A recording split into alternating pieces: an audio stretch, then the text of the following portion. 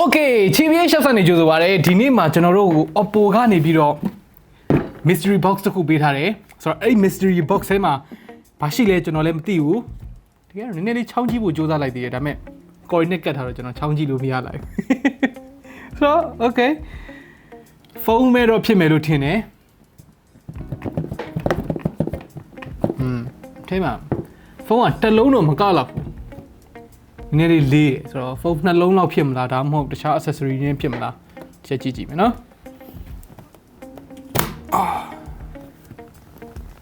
ဟာရ unboxing လုပ်ဖို့အတွက်ဓာတ်ပါသက်သက်ထည့်ပေးထားတာကြိုက်လားတော့မသိဘူး okay ကျေးဇူးအများကြီးတင်ပါတယ်ဓာတ်ဖြစ်ပါတယ်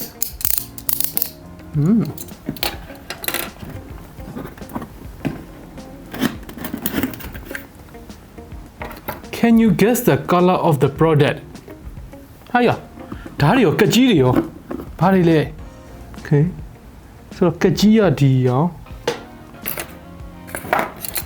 ဒါကဒီရောဟာအဲ့ဆိုဂိမ်းဝင်အောင်တို့ဝါရောင်တို့အဲ့လိုပဲဖြစ်မှာပေါ့ Free color expression. Okay. ဟာရတေးချောက်အပိုင်နေငါဖြစ်ထားတာပဲ product ကိုလုံးဝမမြင်အောင်ကိုလူချောင်းကြည့်လို့မရအောင်ဟဲ့အောင်ရေး screw တွေလည်းပါတယ်တမျိုးပါလား okay driver နဲ့ဓာတ်နဲ့ကကြီးနဲ့ကိုရီကို unboxing လုပ်ခိုင်းတာမဟုတ်ဘဲနဲ့ကိုယ့်ဘာသာကိုဆင်ခိုင်းလိုက်တာဆိုရင်component တွေအကုန်ပေးလိုက်တယ်ရောစင်စမ်းတယ် Okay ဆိုတော့ဆက်ကြည့်ရအောင်ဟာကိုရီကိုဆင်ခေါ်လိုက်တာပဲ Do you really know the real color of it We don't think you can မျက်ခွက်ကပြောင်းနေလိုက်သေးတယ်ကျန် Give your best shot Here's the hint No main color main color မဟုတ်ဘူးဆိုအမဲမဟုတ်ဘူးအဖြူမဟုတ်ဘူးပေါ့ဒီမှာလည်းအရောင်တွေကမျိုးစုံထည့်ထားတယ်လိမ္မော်အဝါစိမ့်ပြာ OPPO ရဲ့ main color ပြီးဝါပြပဲကိုဖြစ်ချင်တာပဲအော်ရှုပ်ထွေးနေတဲ့ color တွေလည်းဖြစ်မယ် rainbow color တို့ပါတော့rainbow gradient တွေပဲဖြစ် Oh la la screw နဲ့ဆွဲထားတာဟာဟုတ်ပြီကြိုက်ပြီလေကဲလှုပ်လိုက်တော့တန် OPPO Reno 5ဖြစ်ပါတယ်စိမ့်ပြလေးကွာ OPPO Reno 5 Okay Reno 5မှာ Fantasy Silver တဲ့ဘာမှလည်းမဆိုင်ဘူး Okay ဆိုတော့သူတို့ရဲ့ Fantasy Silver ဆိုတဲ့ color လေးကဘယ်လိုလေးဖြစ်မလဲအဲ့ဒါကျွန်တော်တို့ကြည့်ကြည့်ပဲနော်ဟုတ်ပါပြီဒါဘာလို့ပေါ့လဲ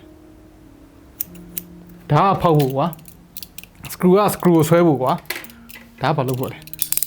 I don't know messing around with you တမင်ခမန်းခန့်အောင်လုပ်ထားတာဖြစ်မယ် Okay OPPO Reno 5 packaging လေးတော့တော်မိုက်သွားတယ်နော်တော်ထူးဆန်းသွားတယ် packaging က Reno series တွေအကုန်လုံးမိုက်ခဲ့ပါတယ် Reno series တွေအကုန်လုံးဒီခါ Reno series ကဟိုဘူးရှည်ကြီးတွေနဲ့မဟုတ်တော့ဘူးရိုးပုံမှန်ဘူးလေးပြန်ဖြစ်သွားတယ်စတိုးဆိုင်ပိုင်ရှင်တွေကိုဒုက္ခမပေးတော့ဘူး Okay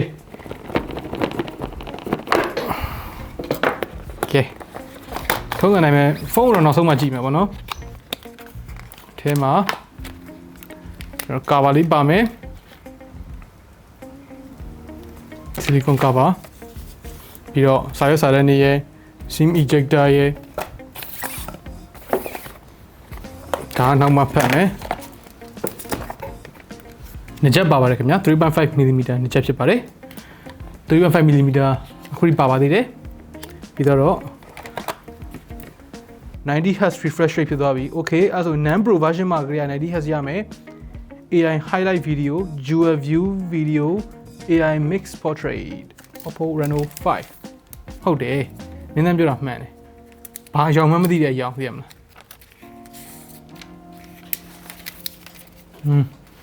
ဟုတ်တယ်ကျွန်တော်ပြောတာလဲတဝက်မှန်နေတွေ့လားအပြာတွေ့လားမတဝက်ပြာတွေ့လား yeah ခက်ခဲနဲ့ရှုပ်ထွေးတဲ့ gradient color ဖြစ်ပါတယ်သူ့ texture နည်းနည်းတော့စားတယ်နည်းနည်းလေးခက်ကြမ်းကြမ်းလေးခက်ကြမ်းကြမ်းအရန်ချောချောကြီးလည်းမဟုတ်ဘူးဘယ်လိုပြောမလဲ sandstone finish ဆန်ဆန်မျိုးနည်းနည်းလေး clean တော့ဖြစ်တယ်လက်ရပါညာမထင်ဘူး okay ဖောက်ဖွင့်ကြည့်မယ် okay ဆိုတော့ကျွန်တော်ဒီ OPPO Reno 5ထွက်လာတော့ကသူ့ရဲ့news တွေတော့နည်းနည်းတော့ဖတ်ထားတာတော့ရှိတယ်ဒီကောင်ကတော့ကြိုကြည့်ထားတာတော့မဟုတ်ပေမဲ့ OPPO Reno 5အကြောင်းကိုကြိုကြည့်ထားတာလေးရှိတယ်ဒီကောင်ကmain camera 48 megapixel မဟုတ်တော့ဘူး64 megapixel ဖြစ်သွားတယ်ပြီးတော့ front facing camera 44 megapixel ဖြစ်သွားတယ်ဆိုတော့ camera ဘိုင်းမှာတော်တော်လေးမိုက်သွားတယ်ပေါ့နော်ပြီးတော့ Reno 4တုန်းကနဲ့ဒီ Reno 5နဲ့မှာ SoC ကတော့အတူတူပဲ Snapdragon 720G ရင်းပဲအတူတူပဲဒါပေမဲ့ screen refresh rate ကဒီကောင်က 90Hz ရသွားတယ် Pro တို့ဘာလို့မှ 90Hz ရမှာမဟုတ်ဘူး Non Pro မှာလည်း 90Hz ရတယ်ကင်မရာပိုကောင်းသွားတယ်ကွာ battery charging ပိုကောင်းသွားတယ်ကွာ display ပိုကောင်းသွားတယ်ကွာ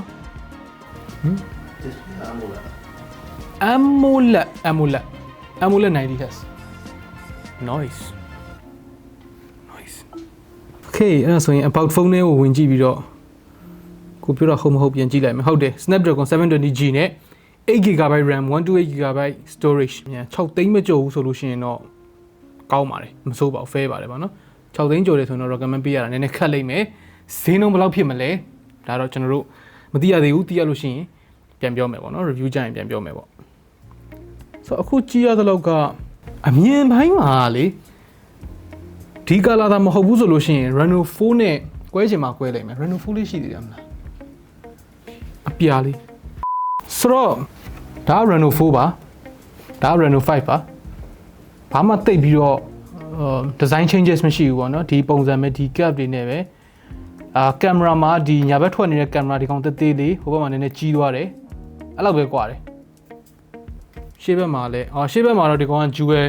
ကင်မရာဖြစ်ခဲ့တယ်ပေါ့နော် dual selfie ကင်မရာဖြစ်ခဲ့တယ်ဒီကောင်မှာ single ပြန်ဖြစ်သွားတယ် I don't know why ဒါပေမဲ့တလုံးနဲ့ဟို quality ပိုကောင်းသွားမယ်ပေါ့နော်ဆိုတော့စမ်းရိုက်ကြည့်လိုက်မယ်ဗျာနော်44 megapixel front facing camera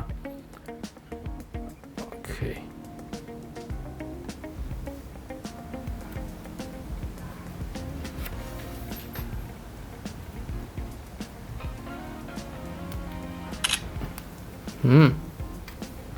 details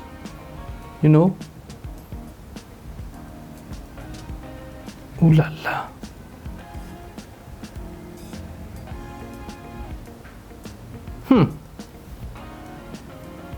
approved ငါစကားတော့စဉ်းစားလိုက်သေးတယ် approve ပေးကောင်းလားမပေးကောင်းလား okay skin tone တွေမပြောက်သွားဘူး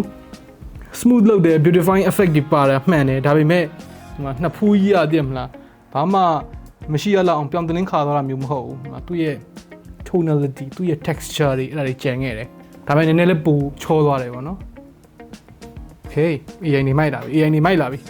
ပြီးတော့ YouTube video လေးတစ်ခုလောက်ကြည့်လိုက်မယ် okay TBH Labs နဲ့ကြိုးစားပါတယ်ဒီနေ့မှာ stereo speaker မဟုတ်သေးတဲ့ရေတော့သိမကြိုက်ဘူးဒီခုကိုကျွန်တော် review လုပ်ပေးမယ်ပြီးတော့ဘာဖြစ်လို့အဲ့ပစ္စည်းကခင်ဗျားတို့ထင်တာ Pro မှာဖြစ်ကောင်းဖြစ်နိုင်တယ်နော်ပြမယ် okay ဆိုတော့ကျွန်တော်ဒီနေ့ review လုပ်မယ့် product ကမတည့်ရရင်နဲ့ computer သုံးလို့ရတဲ့ product ပါဆိုတော့ကျွန်တော်အနောက်မှာရှိနေတဲ့ Ethics ရဲ့ motion 2ပါဆိုတော့မြန်မာလာပြီးတော့ဆက်သွယ်တယ်သူတို့ဒီ review ယူနဲ့ sample လေးပေးမယ်ကောင်းတော့မိုက်တယ်လုပ်ပေးနိုင်မလားသူ OLED ကြီးကမိုက်တယ်တော့မိုက်တယ်အဲ့ဒါကိုလက်ခံခဲ့တယ်ဆိုတော့ကျွန်တော်ဒီနေ့အဲ့ဒါကို all review ပဲလုပ်ပေးဆိုတော့ Reno 5 first impression အနေနဲ့ပြောရရင် Reno 4နဲ့အရင်မကွာဘူးလို့ခံစားရပေမဲ့ Reno 4မှာရှိခဲ့တဲ့သူ့ရဲ့ကောင်းကွက်တွေကိုပိုကောင်းအောင်လုပ်ပေးထားတဲ့သူ့ရဲ့ successor Reno 4မှာအနည်းလေးအားနည်းခဲ့တဲ့ဟာလေးတွေကိုဖြည့်ပေးခဲ့တဲ့ successor လို့ပြောရင်မှန်တယ်ဘာမှတော့အကြီးမားကြီးပြောင်းလဲတာဘုံတိုင်းအုံခွန်းတော့မဟုတ်ပေမဲ့ great improvement ပါ Reno 4ဝယ်ထားတဲ့သူတွေအနေနဲ့လည်းရင်မကွဲရဘူး ဒါမှမဟုတ်upgrade မလုပ်တာကြာပြီ Reno 4ကို upgrade ဖို့ချိန်နေရတဲ့သူတွေအတွက်ကကြတော့ Reno 5ကပြောင်းချိန်စရာဖြစ်သွားပြီပြောင်းချိန်နိုင်ရစားတော့ Okay ဆိုတော့ဒါတော့ကျွန်တော်ရဲ့ first impression ပါခင်ဗျားတို့ရောဒီ Reno 5ကိုဘယ်လိုမြင်လဲဒီအယောင်ကိုရောဘယ်လိုမြင်လဲဈေးဘယ်လောက်နဲ့ဆိုလို့ရှိရင်တန်နိုင်မယ်လို့ထင်လဲအောက်က comment တွေမှာဝင်ရောက်ဆွေးနွေးညှိနှိုင်းတော့လို့ရပါတယ် Okay နောက်နေ့မှတွေ့တော့ပေါ့